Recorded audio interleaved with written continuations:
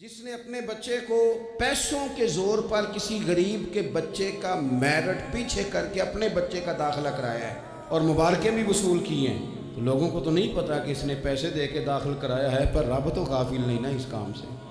अल्लाह को तो पता है। जिसने अपने बच्चे की नौकरी बहुत सारे लोगों का मेरिट पीछे करके पैसे और सिफारिश के जोर पर कराई है, तो मालिक को तो पता है।